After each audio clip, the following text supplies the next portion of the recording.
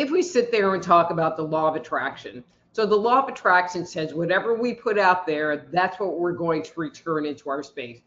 So if we're putting out dark energy and heavy energy and fear, that is what we are co-creating in this world. And when we hit periods like this, I'm going to say this a different way. It is said that when we see evil, when we see things we don't want, it can help us identify the things that we do want. So for example, obviously there are things that we want, and we know what we want, but sometimes there are deeper things that we don't really even think about. But as we sit there and look at what's going on in the world today, it becomes easier to say, I want peace. I want harmony.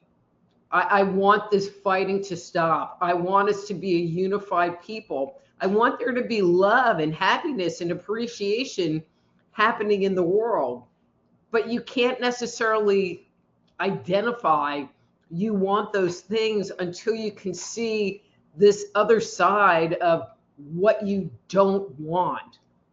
And as far as I'm concerned, I don't want that. They talk about the murders in Chicago and the lawlessness and the school shootings and all of this stuff. I don't want that. And is that what we really want as a society, is to go down that path and go down that road and have that be our reality? And right at this point, we're giving the opportunity to look at it and choose, I don't want this.